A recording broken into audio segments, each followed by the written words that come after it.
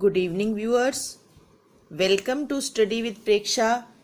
आज हम आपके लिए लाए हैं कक्षा 8वीं सामाजिक विज्ञान उड़ान में अध्याय मानव संसाधन कार्यपत्रक 4, पेज नंबर है 172। इसमें आपको विभिन्न देशों राज्यों की जनसंख्या का अध्ययन करना सिखाया जाएगा। दक्षता है 803, 806 और 810।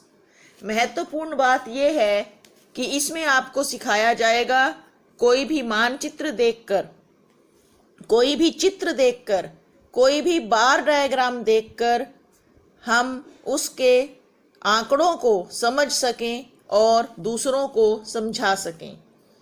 सबसे पहले आपके सामने ये विश्व का मानचित्र बना हुआ है। ये ध्यान से देखिए। इस मानचित्र के ऊपर कोई भी नाम या इसकी विषय वस्तु का वर्णन नहीं दिया गया है। केवल ये नीचे इधर संकेत तालिका जो बनी हुई है, इसको ध्यान से देखें तो इसमें लिखा हुआ है प्राकृतिक वृद्धि की वार्षिक दर। और हमें पता है कि इस दक्षता में जनसंख्या को अध्ययन करना है, तो हम समझ सकते हैं कि इस मानचित्र में हमें विभिन्न महाद्वीपों की जनसंख्या के बारे में पढ़ना है। और उसमें भी क्या देखना है कि उनकी निवासियों की जनसंख्या में वृद्धि दर कहाँ अधिक है, कहाँ कम है। प्राकृतिक वृद्धि की वार्षिक दर, ये संकेत तालिका दी हुई है। जिस जिस महाद्वीप में नीला रंग पाया जाएगा वहां पर जनसंख्या वृद्धि की दर बहुत अधिक है, 3% या उससे अधिक। फिर जहां ये गुलाबी रंग है वहां उच्च 2 से लेकर के 2.9% तक जनसंख्या हर साल बढ़ रही है वहां उस इलाके की। और जो ये हल्का नीला रंग है, यहाँ पर आदर्श वृद्धि हो रही है, यानी कि जितनी होनी चाहिए, 1 से लेकर के 1.9% तक। और जहां इससे भी हल्का रंग है वहां आदर्श से भी कम, निम्न 0.9% या उससे भी कम जनसंख्या बढ़ रही है। और ये सफेद वाला तो 0, यानी कि उन क्षेत्रों में जनसंख्या बिल्कुल भी नहीं बढ़ रही। तो हमें ये मानचित्र देखकर इन संकेत चिन्हों के आधार पर बताना है कि किस महाद्वीप में जनसंख्या वृद्धि की दर सबसे अधिक है। जो पहला प्रश्न है, दिए गए विश्व के मानचित्र पर आप किस महाद्वीप में सर्वाधिक जनसंख्या वृद्धि दर देख पा रहे हैं?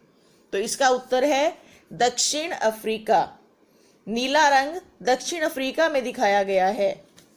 दूसरा प्रश्न देखिए, इसमें किसी स्थान की जनसंख्या को प्रभावित करने वाले निम्नलिखित कारकों को भौगोलिक और मानवीय कारकों में सूचीबद्ध करें। कि किसी भी स्थान पर जनसंख्या बढ़ती है या कम होती है तो उसके 2 कारक होते हैं बेटा। एक तो वहां के प्राकृतिक कारक, भौगोलिक कारक, और दूसरा मानवीय कारक। भौगोलिक कारकों में आता है कि वहां की धरती कैसी है, पानी कैसा है, हवा कैसी है, जलवायु कैसी है। और मानवीय कारकों में आता है कि क्या वहां पर रोजगार है, क्या वहां पर स्कूल कॉलेज हैं, क्या वहां पर अस्पताल हैं, क्या वो कोई अच्छा धार्मिक केंद्र है। इस तरह से इन कारकों को हमने 2 लिस्ट में बांटना है। पहली लिस्ट है भौगोलिक कारक। ये हमें ऊपर कुछ कारक बताए हुए हैं, इनमें से छांटने हैं। भौगोलिक कारकों में सबसे पहला है स्थल आकृतिक विशेषताएं, कि उस स्थान पर स्थल कैसा है। समतल है तो जनसंख्या अधिक होगी, ऊबड़ खाबड़ है, पहाड़ी इलाका है तो जनसंख्या कम होगी। मृदा, मिट्टी अगर उपजाऊ है तो जनसंख्या खेती करेगी वहां अधिक जनसंख्या होगी, क्योंकि वहां भोजन प्रचुरता से मिलेगा। पानी कैसा है? अगर वो मरुस्थल नहीं है, वहां पर नदियां हैं, नहरें हैं, झीलें हैं, तो ऐसे स्थान पर कृषि और रहने के लिए पानी बहुत अच्छी मात्रा में उपलब्ध होता है। वहां पर लोग खुशी से रहते हैं। खनिज, क्या वहां पर फैक्ट्रियां लगाने के लिए खनिज मिलेंगे? जलवायु कैसी है? ज्यादा गर्म तो नहीं, ज्यादा ठंड तो नहीं। जहां जलवायु सम होती है वहां जनसंख्या अधिक होती है।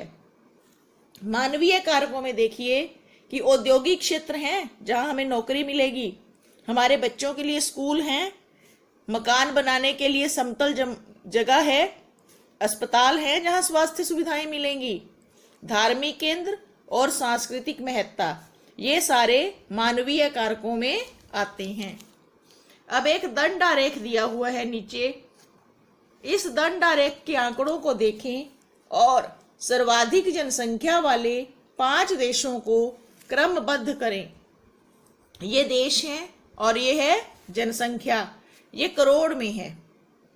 तो सबसे अधिक देखिए चीन का दंड आरेख जो है वो यहाँ है 1200 और 1400 करोड़ के बीच। तो सबसे अधिक जनसंख्या है चीन की, फिर भारत की, और फिर इंडोनेशिया और यूएसए दोनों की बराबर है। उसके बाद ब्राजील और फिर पाकिस्तान। तो सबसे अधिक जनसंख्या वाले 5 देश हमने छांटने थे इस दंड आरेख को देखकर। तो वो हैं चीन, Bharat, USA, Indonesia, Brazil, Pakistan. ये देखिए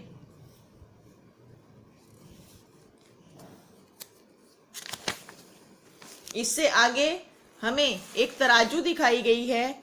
जन्म दर और मृत्यु दर के निम्नलिखित आंकड़ों के चित्रण को देखें और नीचे दिए गए बॉक्स में इनके परिणाम को अंकित करें। स्थिर जनसंख्या, तीव्र जनसंख्या वृद्धि और ह्रासमान, ह्रासमान माने घटती हुई जनसंख्या कहाँ है। तो देखिए ये तराजू के 2 पलड़े हैं। इधर ये मुस्कुराते हुए चेहरे हैं इसलिए हमने इनको जन्म दर कहा, ये उदास चेहरे हैं तो ये मृत्यु दर। अब जन्म दर वाला पलड़ा नीचे है यानी कि जन्म दर अधिक है, मृत्यु दर कम, तो जनसंख्या वृद्धि। अब यहाँ उदास चेहरे और मुस्कुराते हुए चेहरे समान हैं, यानी कि जन्म दर और मृत्यु दर समान है, तो जनसंख्या ना घट रही है ना बढ़ रही है। इसमें ये उदास चेहरे नीचे हैं और मुस्कुराते हुए चेहरे ऊपर, यानी कि मृत्यु दर अधिक है तो जनसंख्या क्या हो रही है? घट रही है। ह्रासमान जनसंख्या।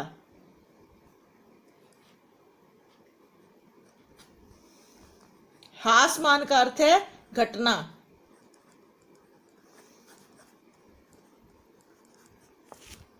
अब 5वां प्रश्न देखिए जिसमें हमें रिक्त स्थान भरना है।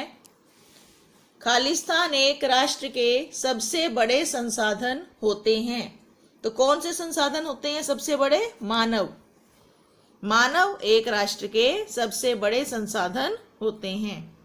सीढ़ीदार खेती कहाँ की जाती है? ढलवां क्षेत्रों में।